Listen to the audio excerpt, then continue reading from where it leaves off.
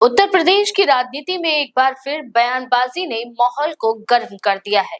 अखिलेश यादव ने BJP party के सांसद रवि किशन की एक टिप्पणी को लेकर उन पर तीखा तंज कसा है। दरअसल रवि किशन ने हाल ही में खुद को सीएम योगी आदित्यनाथ के लिए स्ट्रेस बस्टर बताया था।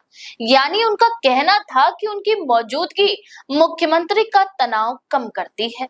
इस बयान के सामने आते ही राजनीतिक हलकों में चर्चाएं तेज हो गई और विपक्ष को सरकार पर निशाना साधने का एक और मौका मिल गया। अखिलेश यादव ने सोशल मीडिया प्लेटफॉर्म एक्स पर पोस्ट करते हुए इस बयान को लेकर बीजेपी पर सीधा हमला बोला। उन्होंने कहा कि एक सांसद जनता का प्रतिनिधि होता है, न कि मुख्यमंत्री का खिलौना। उनके इस बयान ने सियासी माहौल को और भी गर्म कर दिया। उन्होंने आगे तंज कसते हुए पूछा कि क्या ये सरकार है या कोई सर्कस चल रहा है। वहीं सपा प्रमुख ने राज्य की मौजूदा स्थिति का जिक्र करते हुए कहा कि उत्तर प्रदेश की जनता कई समस्याओं से जूझ रही है। महंगाई, बेरोजगारी और अन्य परेशानियां बढ़ रही हैं। ऐसे समय में अगर जनप्रतिनिधि इस तरह के बयान देते हैं तो ये जनता के प्रति असंवेदनशीलता को दर्शाता है। उन्होंने ये भी कहा कि भाजपा के नेता आपस में मजाक और विदूषक जैसे व्यवहार में लगे हैं, जबकि जनता अपने मुद्दों के समाधान का इंतजार कर रही है। अखिलेश यादव ने गोरखपुर का जिक्र करते हुए कहा कि ऐसे बयानों की वजह से वहां के लोगों को शर्मिंदगी का सामना करना पड़ रहा है। उन्होंने ये भी संकेत दिए कि रवि किशन का ये बयान मुख्यमंत्री की स्थिति को लेकर भी सवाल खड़े करता है। उनके मुताबिक अगर मुख्यमंत्री वास्तव में तनाव में है तो इसके पीछे सरकार की नीतियां और जनता में बढ़ता आक्रोश हो सकता है।